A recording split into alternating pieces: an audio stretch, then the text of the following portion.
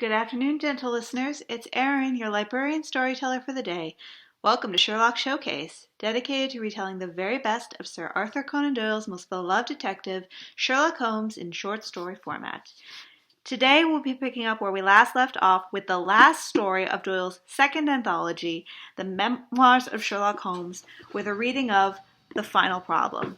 But fear not, gentle listeners, we're not done yet. When next you see me, we'll be picking up with The Return of Sherlock Holmes, Doyle's third anthology, with more stories of our intrepid detective. In the meantime, though, let's get started. So relax, pull up a chair, bear with my questionable English accent if you would, and enjoy. It is with a heavy heart that I take up my pen to write down these last words in which I shall ever record the singular gifts by which my friend Mr. Sherlock Holmes was distinguished. In an incoherent and, as I deeply feel, an entirely inadequate fashion, I have endeavored to give some account of my strange experiences in his company from the chance which first brought us together in the period of the study in Scarlet, up to the time of his interference in the matter of the naval treaty, an interference which had the unquestionable effect of preventing a serious international complication. It was my intention to have stopped there, and to have said nothing of that event which has created a void in my life which the last lapse of 2 years has done little to fill. My hand has been forced, however, by the recent letters in which Colonel James Moriarty defends the memory of his brother, and I have no choice but to lay the facts before the public exactly as they occurred. I alone know the absolute truth of the matter, and I am satisfied that the time has come when no good purpose is to be served by its suppression. As far as I know, there have been only 3 accounts to the public press: that in the Journal de Genève on May 6, 1891, the Reuters dispatch in the English papers on May 7th, and finally the recent letters to which I have alluded. Of these, the first and second were extremely condensed, while the last is, as I shall now show, an absolute perversion of the facts. It lies with me to tell for the first time what really took place between Professor Moriarty and Mr. Sherlock Holmes. It may be remembered that after my marriage and my subsequent start in private practice, the very intimate relations which had existed between Holmes and myself became to some extent modified. He still came to me from time to time when he desired a companion in his investigations, but these occasions grew more and more seldom until I find that in the year 1890 there were only 3 cases which I retain any record. During the winter of that year and the early spring of 1891, I saw in my papers that he had been engaged by the French government upon a matter of supreme importance, and I received 2 notes from Holmes dated from Narbonne and from Nimes, from which I had gathered that his stay in France was likely to be a long one. It was with some surprise, therefore, that I saw him walk into my consulting room upon the evening of the 24th of April. It struck me that he was looking even paler and thinner than usual. "Yes, I have been using myself up rather too freely," he remarked, in answer to my look rather than my words. "I have been a little pressed of late. Have you any objection to my closing your shutters?" The only light in the room came from the lamp upon the table at which I had been reading. Holmes edged his way round the wall, and flinging the shutters together, he bolted them securely. "You are afraid of something?" I asked. "Well, I am." "Of what?" "Of air guns." "My dear Holmes, what do you mean?" "I think that you know me well enough, Watson, to understand that I am by no means a nervous man. At the same time, it is stupidity rather than courage to refuse to recognize danger when it is close upon you. Might I trouble you for a match?" He drew in the smoke of his cigarette as if the soothing influence was grateful to him. "I must apologize for calling so late," said he, "and I must further beg you to be so unconventional as to allow me to leave your garden presently by scrambling over your back garden wall." "But what does that all mean?" I asked. He held out his hand, and I saw the light of the lamp that 2 of his knuckles were burst and bleeding. "It is not an airy nothing, you see," he said, smiling. "On the contrary, it is solid enough for a man to break his hand over. Is Mrs. Watson in?" "She is away on a visit." "Indeed, you are alone?" "Quite." "Then it makes it easier for me to propose that you should come away with me for a week on to the continent." "Where?" "Oh, anywhere. It is all the same to me." There was something very strange in all this. It was not Holmes's nature to take an aimless holiday, and something about his pale, worn face told me that his nerves were at their highest tension. He saw the question in my eyes, and putting his fingertips together and his elbows upon his knees, he explained the situation. "You have probably never heard of Professor Moriarty," he said. "Never." "Aye, that is a genius. There's the genius and the wonder of the thing," he cried. "The man pervades London, and no one has heard of him. That's what it puts him on a pinnacle in the records of crime. I tell you, Watson, in all seriousness, that if I could beat that man, if I could free society of him, I should feel that my own career has reached its summit, and I should be prepared to turn to some more placid line in life. Between ourselves and recent cases in which I have been of assistance to the royal family of Scandinavia and to the French Republic have left me in a position that I could continue to live in the quiet fashion which is most congenial to me, and to concentrate my attention upon my chemical researches. But I could not rest, Watson. I could not sit quiet in my chair if I thought that such a man as Professor Moriarty were walking the streets of London unchallenged." "What has he done, then?" "His career has been an extraordinary one. He is a man of good birth and excellent education, endowed by nature with a phenomenal mathematical faculty. At the age of 21 he wrote a treatise upon the binomial theorem, which has had a European vogue. On the strength of it, he won the mathematical chair at one of our smaller universities, and had, to all appearances, a most brilliant career before him. But the man has hereditary tendencies of the most diabolical kind. A criminal strain ran in his blood, which, instead of being modified, was increased and rendered infinitely more dangerous by his extraordinary mental powers. Dark rumours gathered round him in the university town, and eventually he was compelled to resign his chair and to come down to London, where he sat up as an army coach. So much is known to the world, but what I am telling you now is what I have myself discovered. As you are aware, Watson, there is no one who knows the higher criminal world of London so well as I do. For years past I have continually been conscious of some power behind the maleficator, some deep organizing power which forever stands in the way of the law, and throws its shield over the wrongdoer.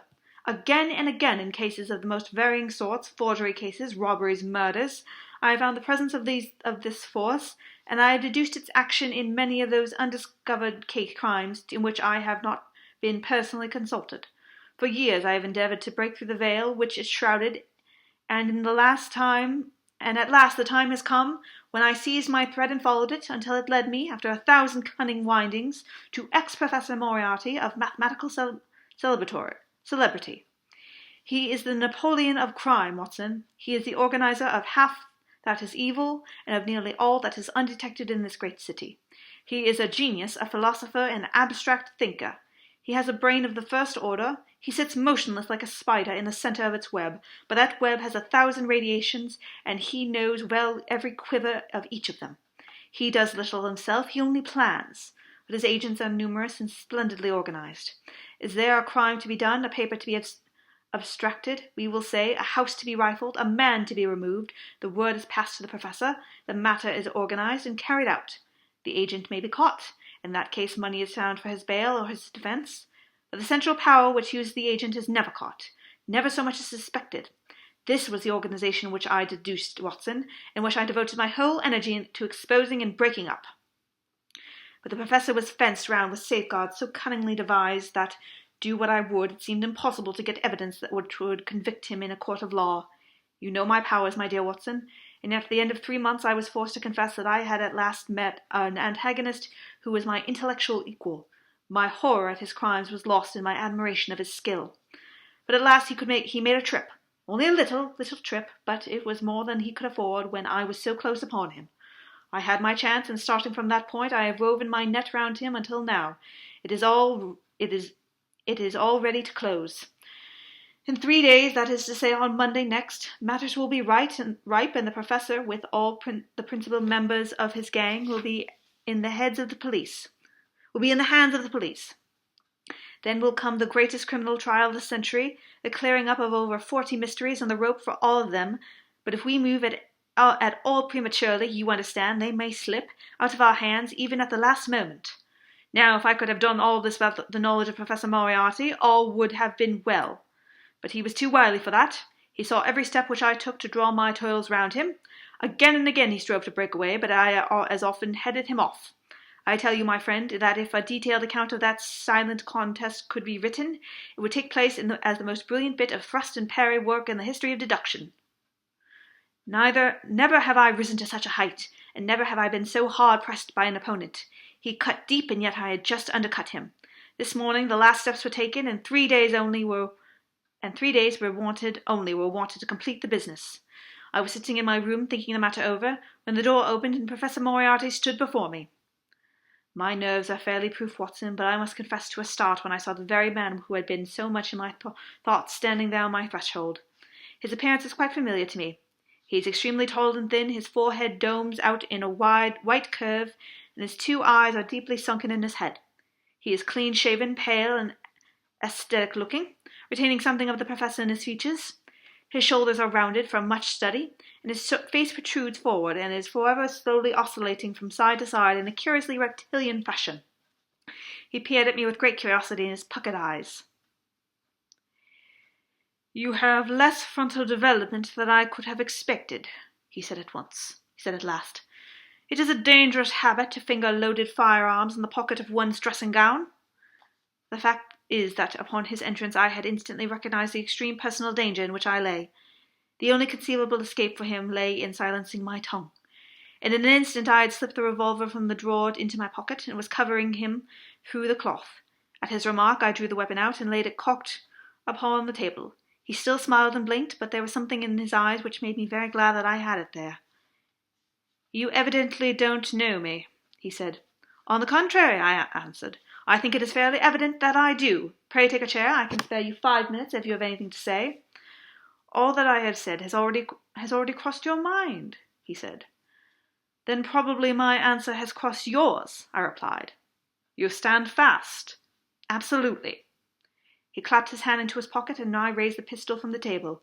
But he merely drew out a memorandum book in which he had scribbled some dates. "You crossed my path on the 4th of January," he said. "On the 23rd you incommended me. By the middle of February I was seriously inconvenienced by you. At the end of March I was absolutely hampered in my plans, and now at the close of April I find myself placed in such a position through your continual persecution that I am in positive danger of losing my liberty. The situation is becoming an impossible one." "Have you any suggestions to make?" I asked. "You must drop it, Mr. Holmes," he said, swinging his face about. "You really must, you know." "After Monday," I said. "Tut, he said. "I am quite sure that a man of your intelligence will see that there can be but one outcome of this affair. It is necessary that you should withdraw. You have worked together in such a fashion that we have only one resource left. It has been an intellectual treat to me to see the way in which you have grappled with this affair, and I say unaffectedly that it would be a grief to me to be forced to take any extreme measure. You smile, sir, but I assure you that it really would." "Danger is part of my trade," I remarked. "This is not danger," he said. "It is inevitable destruction. You stand in the way not merely of an individual, but of a mighty organization, the full extent of which you, with all your cleverness, have been unable to realize. You must stand clear, Mr. Holmes, or be trodden underfoot." "I am afraid," said I, rising, "that in the pleasure of this conversation I am neglecting business of importance which awaits me elsewhere." He rose also and looked at me in silence, shaking his head sadly. "Well, well," he said at last, "it seems a pity, but I have done what I could. I know every move of your game. You can do nothing before Monday. It has been a duel between you and me, Mr. Holmes. You hope to place me in the dock. I tell you that I will never stand in the dock. You hope to beat me. I tell you that you shall never beat me. If you are clever enough to bring destruction upon me, rest assured I shall do as much to you." You have paid me several compliments, Mr. Moriarty," said I. "Let me pay you one in return when I say if I were assured of the former eventuality I would, in the interest of the public, cheerfully accept the latter." I can promise you one, but not the other," he snarled, and so turned his rounded back upon me and went peering and blinking out of the room. That was my singular interview with Professor Moriarty. I confess that it left an unpleasant effect upon my mind. His soft, precise fashion of speech leaves a conviction of sincerity which a mere bully could not produce. Of course, you will say, why not take the police precautions against him? The reason is that I am well convinced that it is from his agents the blow would fall. I have the best proofs that it would be so. "You have already been assaulted." My dear Watson, Professor Moriarty is not a man who lets the grass grow under his feet. I went out about midday to transact some business in Oxford Street. As I passed the corner which leads from Beninick Street onto the Welbeck Street, crossing a two-horse van furiously driven whizzed round and was on me like a flash. I sprang for the footpath and saved myself by the fraction of a second. The van dashed round from Marylebone Lane and was gone in an instant. I kept to the pavement after that, Watson, but as I walked down Vere Street, a brick came down from the roof of one of the houses and was shattered to fragments at my feet. I called the police and had the place examined. There were slates and bricks piled up upon the roof perpetually to some repairs, and they would have me believe that the wind could topple over one of these. Of course I knew better, but I could prove nothing. I took a cab after that and reached my brother's rooms in Pall Mall, where I spent the day. Now I have come round to you, and on my way I was attacked by a rough with a bludgeon. I knocked him down, and the police have him in custody, but I can tell you with the utmost confidence that no possible connection will ever be traced between the gentleman upon whose front teeth I have barked my knuckles and the retiring mathematician coach, who is, I dare say, working our problems out upon a blackboard 10 miles away. You will not wonder, Watson, that my first act on entering your room was to close your shutters, and that I have been compelled to ask your permission to leave the house by some less conspicuous exit than the front door. I have often admired my friend's courage, but never more so now, as he sat there quietly checking off a series of incidents which must have combined to make up a day of horror. You will spend the night here? I said. No, my friend, you might find me a dangerous guest. I have my plans laid, and all will be well. Matters have gone so far now that they can move without my help as far as the arrest goes, though my presence is necessary for a conviction. It is obvious, therefore, that I cannot do better than get away for a few days, which remain before the police are at a liberty to act. It would be a great pleasure to me, therefore, if you would come on to the Continent with me. The practice is quiet, said I, and I have an accommodating neighbour. I should be able to come, and to start tomorrow morning, if necessary. Oh, yes, it is most necessary. Then these are your instructions, and I beg, my dear Watson, that you will obey them to the letter, for you are now playing a double-handed game with me against the cleverest rogue and the most powerful syndicate of criminals in Europe. Now listen. You will dispatch whatever luggage you intend to take by a trusty messenger unaddressed to Victoria tonight. In the morning you will send for a hansom, desiring your men to take neither the first nor the second which may present itself. Into this hansom you will jump, and you will drive to the Strand end of the Lowther Arcade, handing the address to the cabman upon a slip of paper, with a request that he will not throw it away. Have your fare ready, and the instant that your cab stops, dash through the arcade, timing yourself to reach the other side at 9:15. You will find a small brougham waiting close to the curb, driven by a fellow with a heavy black cloak tipped at the collar with red. Into this you will step, and you will reach Victoria in time for the Continental Express. Where shall I meet you? At the station. The second first-class carriage from the front will be reserved for us. The carriage is our rendezvous, then? Yes. It was in vain that I asked Holmes to remain for the evening. It was evident to me that he thought he might bring trouble to the roof he was under, and that was the motive which impelled him to go. With a few hurried words as to our plans for the morrow, he rose and came out with me into the garden, clambering over the wall which leads into Mortimer Street, and immediately whistling for a hansom, in which I heard him drive away. In the morning I obeyed Holmes' instructions to the letter. A hansom was procured with such precautions as would prevent it being one which was placed ready for us, and I drove immediately after breakfast to the Lowther Arcade, through which I hurried at the top of my speed. A brougham was waiting with a very massive driver wrapped in a dark cloak, who, the instant that I had stepped in, whipped up the horse and rattled off to Victoria Station. On my alighting there, he turned the carriage and dashed away without so much as a look in my direction. So far all had gone admirably. My luggage was waiting for me, and I had no difficulty in finding the carriage which Holmes had indicated, the less so as it was the only one in the train which was marked "engaged." My only source of anxiety now was the non-appearances of Holmes. The station marked only 7 minutes from the time which we were due to start. In vain I searched among the groups of travellers and leave-takers for the lithe figure of my friend. There was no sign of him. I spent a few minutes in assisting a veritable Italian priest who was endeavouring to make a porter understand in his broken English that his luggage was to be booked through to Paris. Then, having taken another look round, I returned to my carriage, where I found that the porter, in spite of the ticket, had given me my decrepit Italian friend as a travelling companion. It was useless for me to explain to him that his presence was an intrusion, for my Italian was even more limited than his English. So I shrugged my shoulders and resignedly continued to look out anxiously for my friend. A chill of fear had come over me, as I thought that his absence might mean that some blow had fallen during the night. Already the doors had all been shut and the whistle blown when, "My dear Watson," said a voice, "you have not even condescended to say good morning?" I turned in incontrollable astonishment. The aged eclectic had turned his face towards me. For an instant the wrinkles were smoothed away, and the nose drew away from the chin, the lower lip ceased to protrude in the mouth to mumble, and the dull eyes regained their fire, the drooping figure expanded. The next, the whole frame collapsed, and Holmes had gone as quickly as he had come. "Good heavens!" I cried. "How you startled me!" "Every precaution is still necessary," he whispered. "I have reason to think that they are hot upon our trail. Ah, there's Moriarty himself." The train had already begun to move as Holmes spoke. Glancing back, I saw a tall man pushing his way furiously through the crowd and waving his hand as if he desired to have the train stopped. It was too late, however, for we were rapidly gathering momentum, and an instant later had shot clear of the station. "With all our precautions, you can see that we have caught it rather fine," said Holmes, laughing. He rose, and throwing off the black cassock and hat which had formed his disguise, he packed them away in a handbag.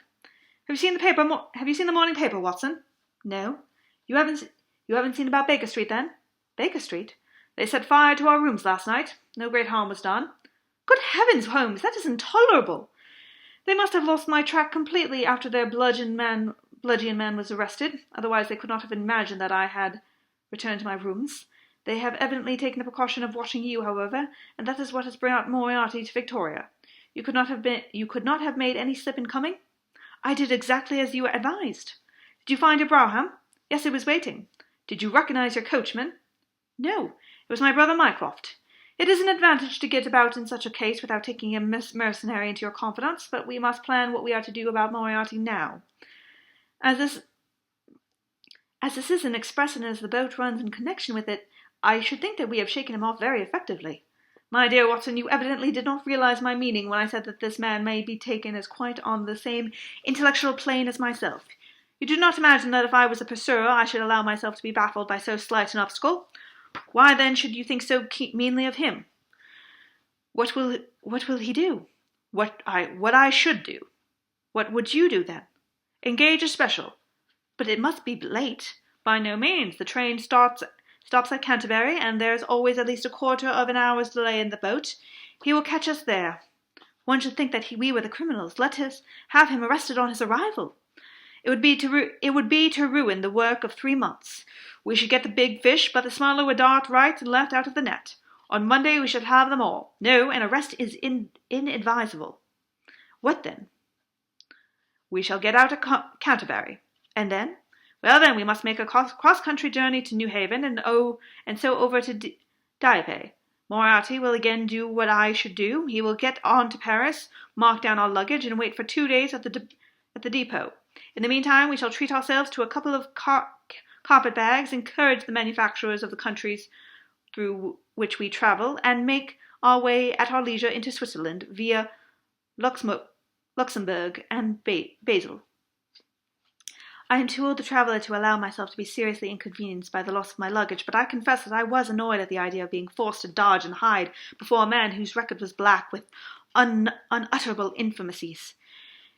It was evident, however, that Holmes understood the situation more clearly than I did. At Canterbury, therefore, we alighted only to find that we should have to wait an hour before we could get a train to New Haven. I was still looking rather ruefully after the rapidly disparaging luggage van which contained my wardrobe, when Holmes pulled my sleeve and pointed up the line. "Already, you see," he said. Far away, among the Kentish woods, there rose a thin spray of smoke.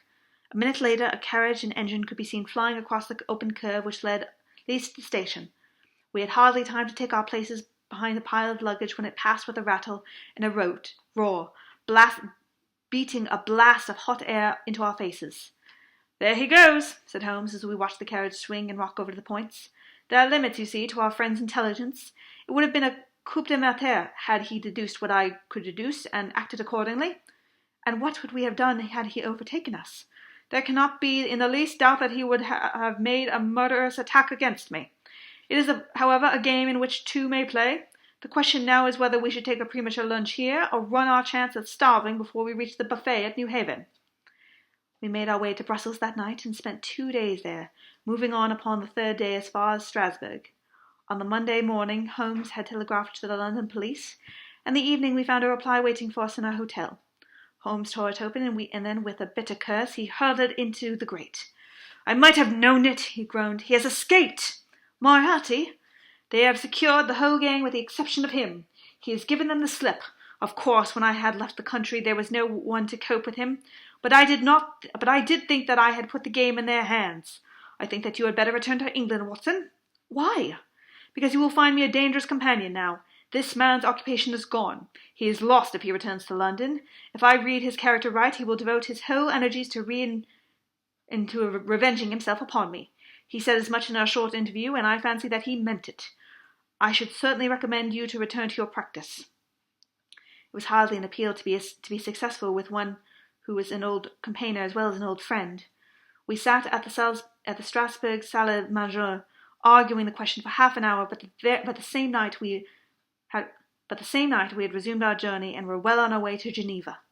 For a charming week we wandered up the valley of the Rhone, and then, branching over at Luc, we made our way over to the Gemmi Pass, still deep in snow, and so by way of Interlaken to Merian. It was a lovely trip, the dainty green of the spring below, the virgin white of the winter above. But it was clear to me that never for one instant did Holmes forget about the shadow that lay across him. In the homely Alpine villages, or the lonely mountain passes, I could still tell by his quick glancing eyes and his sharp scrutiny of every face that passed us, that he was well convinced that, walk where we would not walk ourselves clear of the danger which was dogging our footsteps. Once I remember, as we passed over the Gemmi, and walked over across the border of the melancholy Dobensee, a large rock which had been dislodged from the ridge upon our right clattered down and roared into the lake behind us.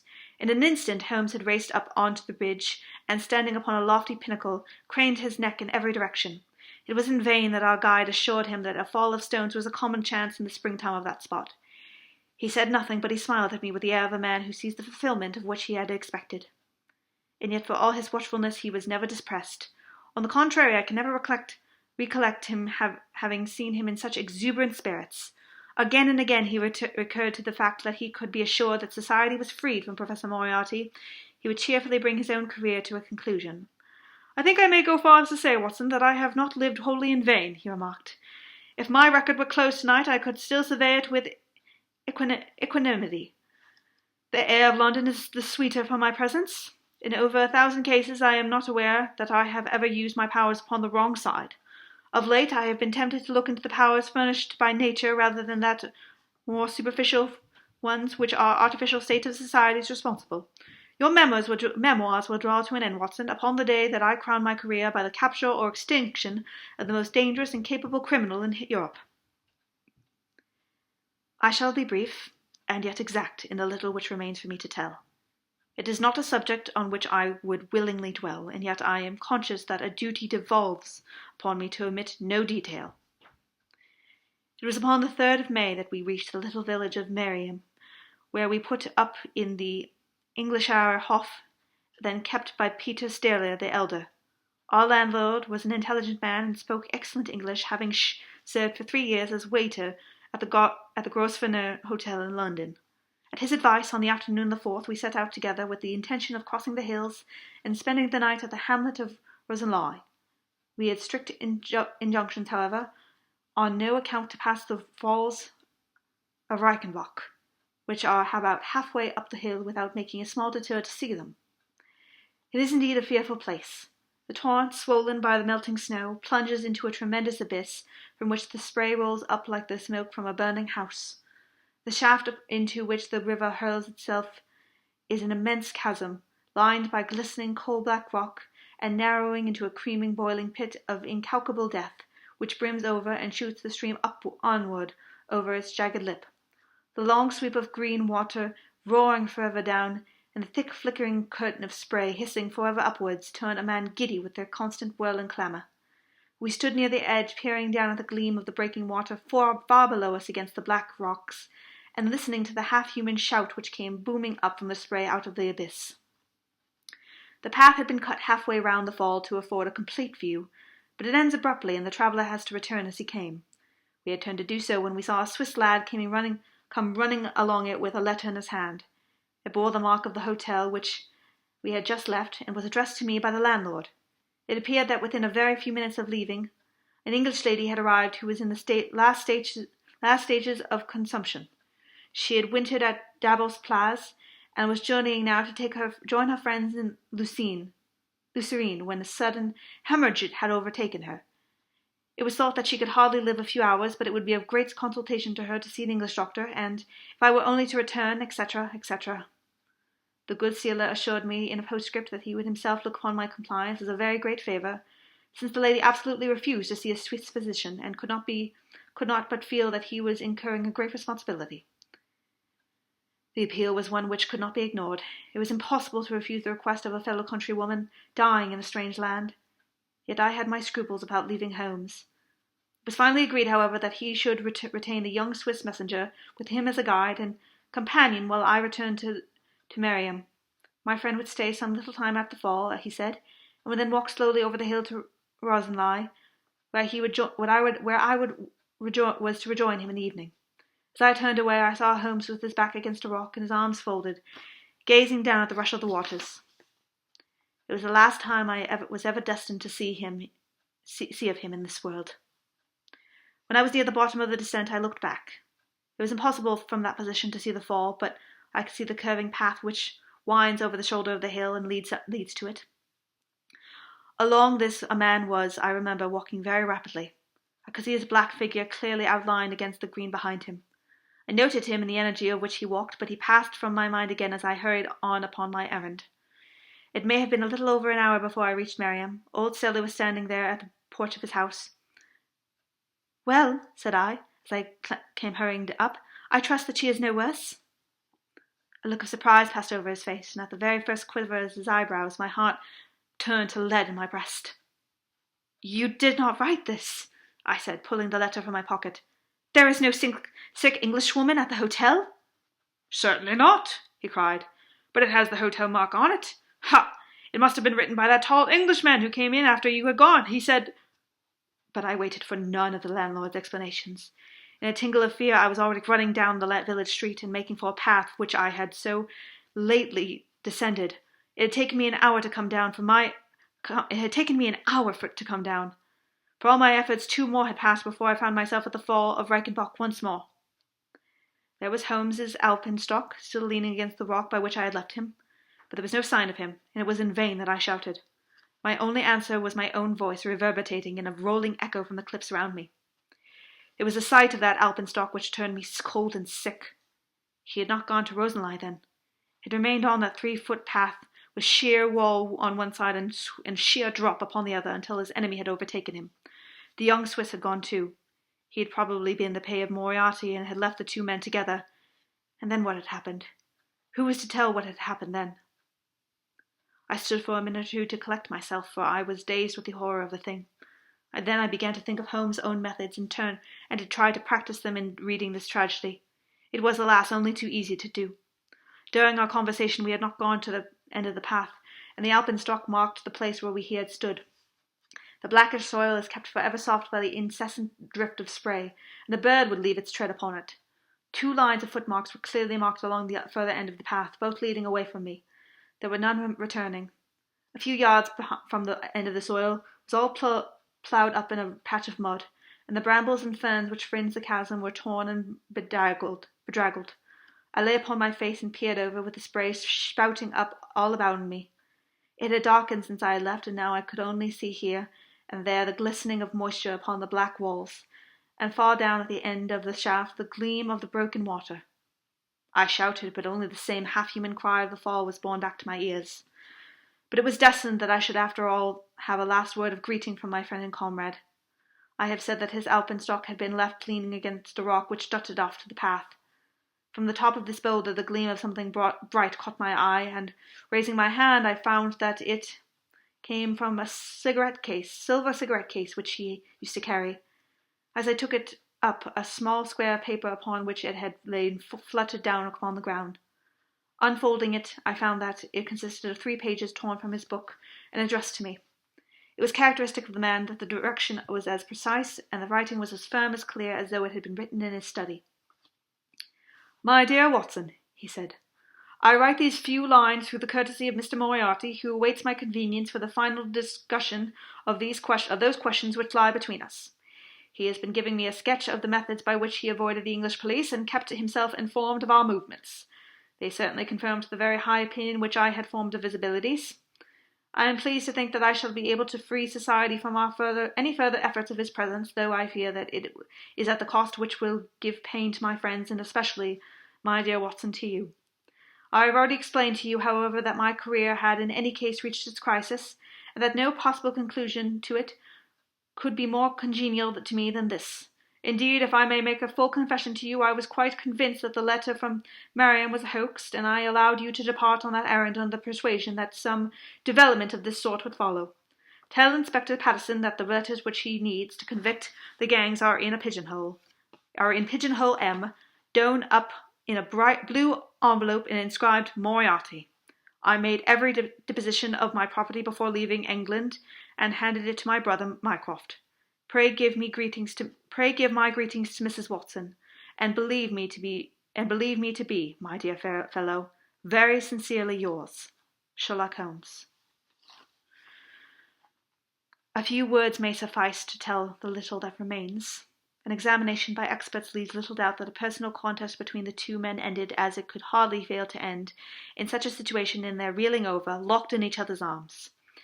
Any attempt at recovering the bodies was absolutely hopeless, and there, deep down in that dreadful cauldron of swirling water and seething foam, will lie for all times the most dangerous criminal and the foremost champion of the law of their generation. The Swiss youth was never found again, and can there be no doubt that he was one of the numerous agents whom Moriarty kept in his employ. As to the gang, it will be within the memory of the public how completely the evidence which Holmes had accumulated exposed their organization, and how heavily the hand of the dead man weighed upon them. Of their terrible chief few details came out during the proceedings, and if I have now been compelled to make a clear statement of his career, it is due to those injudicious champions who have endeavored to clear his memory by attacks upon him, whom I shall ever regard as the best and the wisest man whom I have ever known. That concludes our story time for today, gentle listeners. That is also the end of our second anthology, The Memoirs of Sherlock Holmes. As I said at the beginning, join us next time for the first in the third anthology, The Return of Sherlock Holmes. Have a wonderful day, gentle listeners. Be well, and I shall see you very soon. Goodbye.